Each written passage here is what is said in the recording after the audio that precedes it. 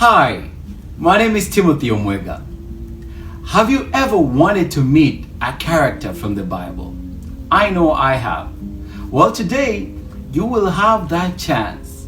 We have a very special guest who is going to visit us and who is going to share about her time and her life in the Bible times. Let us welcome a very special guest. And as she's taking her seat, I want you to sit back, relax, and enjoy a very special interview like you have never seen before. May this interview bless you. Hello. Shalom. That's what they say in Israel, correct? Shalom. I'm from Moab, you know. Could you introduce yourself a little bit? Tell us your name and a little bit about yourself, please. My name is Ruth, and I come from the country of Moab, where my husband Kilian met me, and we fell in love and got married. But as you may have heard, the Moabite women many years ago, long before me, tempted those men of Israel into not serving their gods. So first Kilian's dad was against it, and when he passed away, there was nobody stopping us from getting married. So he proposed, and that was that. And then 10 years passed. You know, when they escaped the famine to come to Moab, Kilian taught me that you don't let a single grain of barley go to waste.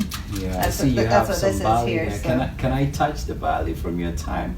Wow, it's so, I like it. I like the texture.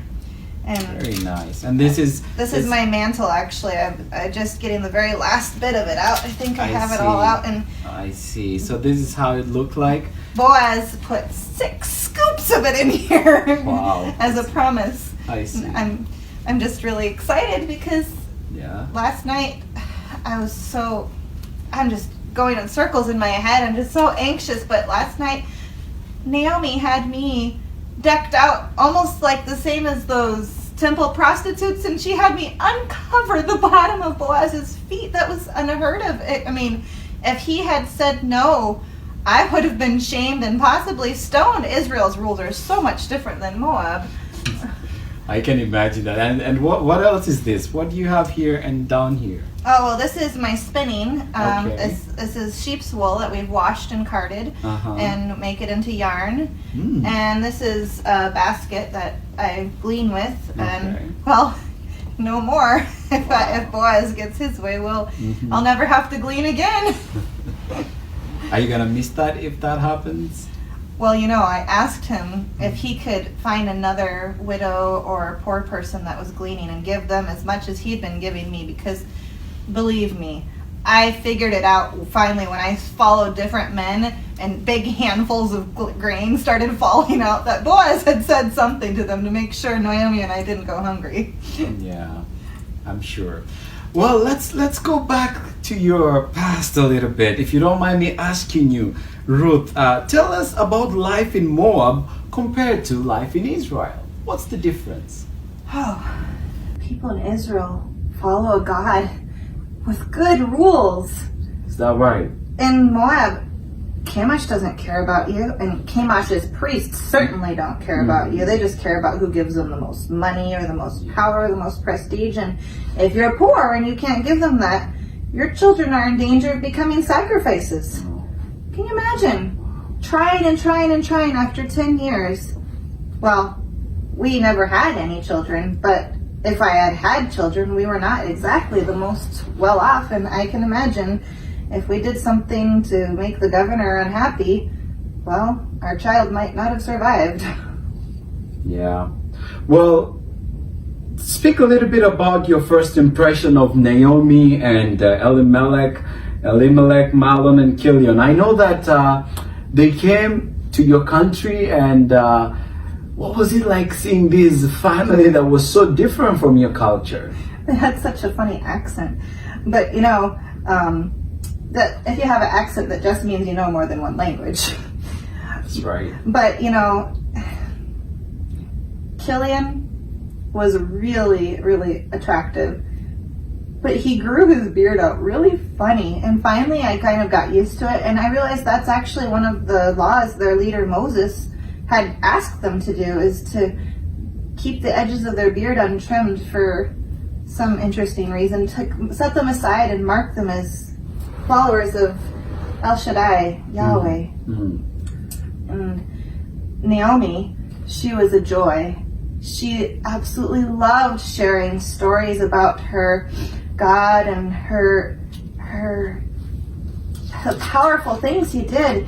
You should hear what he did to Joseph. He was a servant, a slave, after being a prince. And then from slavery, he went to the highest king of Egypt.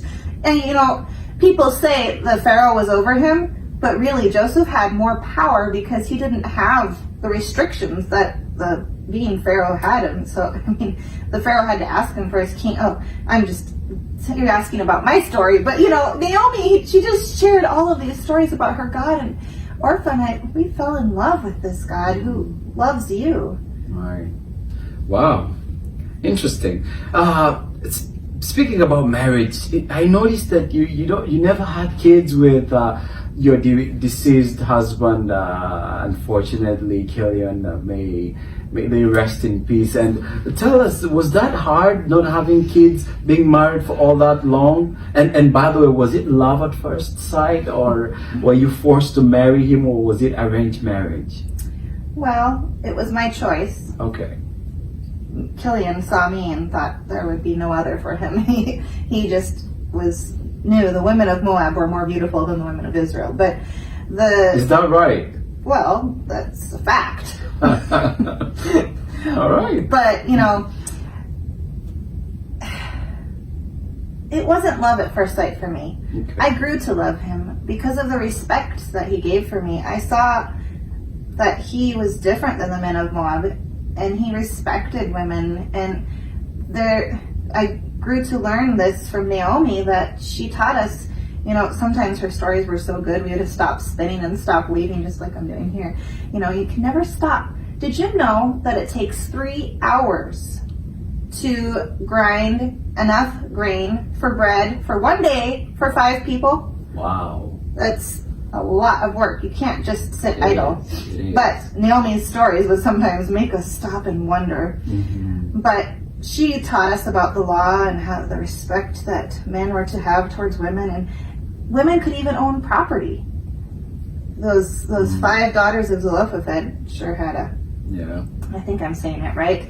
Yeah. Naomi's got really good memory of all those stories, but and she turned bitter. Yes, she did. And I want to ask you about that, because now that death happens, first Elimelech dies, your father-in-law, then both of your husbands, you and Orpha's husband dies, and then and all of you are left as widows, okay? So I want to ask you a question here. Naomi entreats you to go back to your people. And I don't know if you had already become a woman of faith or a believer in God at this time, but let me quote you in scripture here. These are some of the most spoken words. I know that I love these words. In your book, Ruth chapter 1 verse 16, you say these words. You say, "Entreat me not to leave you." You're talking to Naomi, and you say, "Or turn back from following after you, for wherever you go, I will go. Wherever you lodge, I will lodge. Your people shall be my people, and your God, my God. Where you die, I will die, and there I will be buried. The Lord do so to me, and more also, if anything but death parts you and me." These famous words, what inspired them that you were able to speak these words? Well, as you had said, a woman of faith is what I had become. Naomi had taught us in the good years about faith and God. I don't know what happened to hers, but she seemed to have lost it for a while there. I think she was placing it in people and men, but she had taught us about so many ways that God loved the individual person. Mm-hmm. I thought she would understand that too, but she was such a good teacher and such a joyful person, and I knew that I could not feel at home with my people after living with her. I mean, how many of you guys have had something drastic happen to your worldview in a number of years? I lived 10 years with her. I was married for 10 years, and before that I got to know her too. So I imagine you've had something recently in your life that has changed your way of life, and you realize that you can't go back. Yeah, absolutely. Those who are tuning in, we are talking to the very Ruth herself in person from the Bible character. She walked into our time zone and she's sharing about life in her time. Shalom, and as you've heard, she's just mesmerizing us with, and we're learning more about how things were in the Bible. As you can see, that's how they used to do yarning, and I don't know if I'm saying it correctly. Spinning. There you go. It goes round and round. There you go. We're very clever with our names. So if you have some questions, please send them to us. And we have a question here from one of the viewers. They wanted to know, what did you use for money or for trade in that time? Oh, okay. So most of the time, I would do something, and my neighbor would do something, and somebody down the street would do something, and of course, I'm better at things than they are, and they're better at things than I am. So the things that you're better at, you can do extra of and trade. So, for example, my wool spinning here, if I have plenty of yarn for my family, I can go to the market and say, I have yarn. Do you want yarn? And I need dates for making the special cakes that my husband loves. So we would just trade. And sometimes you would think my yarn was too much of a price, because I think I can get really good price for my well-spun yarn. Or he might think that, I might think that he's just trying to rip me off because I'm a widow from another country. But I know that dates don't need to be for that much. But also for travelers, for like when we left Moab, we didn't carry tons of yarn with us. We brought pieces of money, like you would call them. They were precious metals, stones, jewels, and those you could trade for a lot more. I'm sure that you could get more than 1 or 2 dates for a gold ring than you could for a string of yarn. There you go. Wow, that's interesting. There's another question here. It seems like you and Boaz have a thing. Is there love in the air? Well, he's going to be my husband if we can work everything out at the gate. And by we, I mean he, because there's nothing I can do but just sit here and wait. He's at the gate right now asking for my hand, but I don't know how he's going to get it from the closer relative. Elimelech's land was really, really attractive to everybody that's related to him, and they would like to be the redeemer of that property. But Boaz has a trick up his sleeve. He's going to make sure that the relative makes me his wife, and so I can have a child for Elimelech and for Killian. And so, of course, who wants to have a Moabitess wife? Yeah. Except for Boaz. I know. Well, it seems like he really loves you, and I tell you, the first time he saw me in the field, he couldn't stop staring. He was like, "Who's she?" Was it a love at first sight for both of you? I tell you, there was certainly some infatuation there. I had never felt those heartthrobs that I felt for him. That even with Killian, I never had that feeling, of just, I know this man is for me, but he couldn't be. I was a foreigner. He was a wealthy man. It wasn't going to happen. There was no way. But the first time we talked, he kept babbling over himself and stumbling, and he even mentioned marriage. He said I should marry myself to his workers. That's kind of understandable, like, to follow along with them, but he was babbling. Yeah. Wow. Yeah. Well, I know that our time is winding down, and before we finish up, there's this question that is being asked here. How's life been for the women watching after losing someone you love, experiencing heartbreak and loving again? Is there a chance to love again? How did you manage to do that? And also, second question is, how's your spiritual life with God as a woman who's not even an Israelite? How do you maintain a relationship with God? Well, the first part of your question is already escaped me. Can you repeat that? Yes, life as a Moabite in Israel. How is that? Have they accepted you? Well, there's a lot of people in this village, in Little Bethlehem here, that feel that Moabite women are good for one thing, and that's what those priestesses would do in the harvest time. Mm-hmm. But I tell you, that's not what I'll be doing. I have accepted the ways of God, and even before I knew Yahweh's personal friend, I would not have done that. I was appalled at those practices in Moab, and something inside of me said, this is not right. And I think that's why I was able to leave it so easily, because it did seem wrong.